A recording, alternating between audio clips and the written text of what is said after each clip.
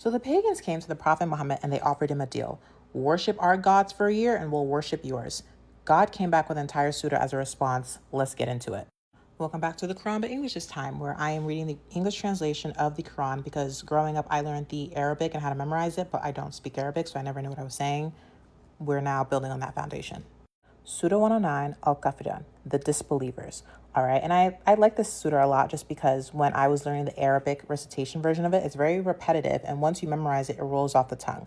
But now that I'm finally seeing how it's written in English and knowing why it's like that, it makes a lot of sense. So it's short. I'm going to read it out loud. In the name of Allah, the most compassionate, most merciful. Say, O Prophet, O you disbelievers, I do not worship what you worship, nor do you worship what I worship. I will never worship what you worship, nor will you ever worship what I worship. You have your way, I have my way.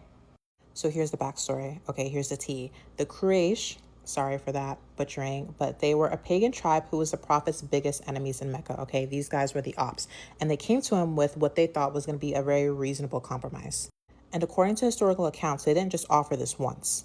They came back with multiple different versions of this deal, and even in one version, they were trying to offer him wealth, status, any woman you want to marry, just stop speaking badly about their gods. And, when he said no, they came back with this offer.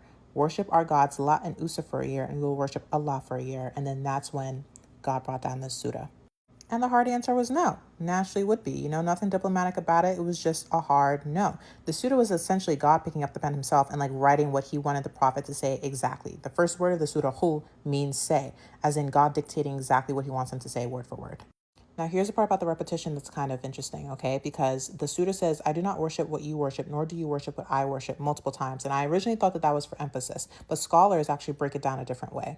The first set of verses is about objects of worship being different, okay? Muslims worship Allah and the pagans worshiped idols, completely different gods. The second is about the manner of worship being different, okay? Because Islamic worship was revealed by God, but pagan worship was self-invented. And so it's not actually repeating the same thing twice. It's making two separate points in a similar language. The repetition isn't redundant, it's actually pretty precise. And that last line of, you have your way, I have my way, is apparently one of the most quoted lines in the Quran.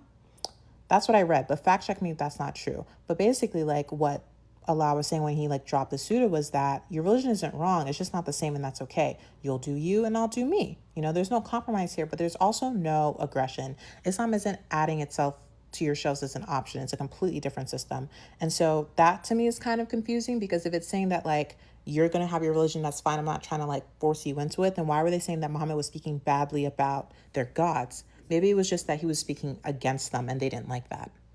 And this connects back to Surah 110 that we had just had, where the prophet is at the end of his life and he kind of achieved victory over these pagans. The surah gives us into window as to what he was up against. He had people offering him everything, wealth, money, power, women, respect, all of that. And he didn't even bend a little bit, just not even a little bit. He just never compromised on that. He was very resolute with what he believed. So that's pretty cool. Yeah, that's Surah 109. Next episode will be 108. If you have extra details or things like that you want to add in the comments, please do, so we can all learn more about it. But I will see you in that video.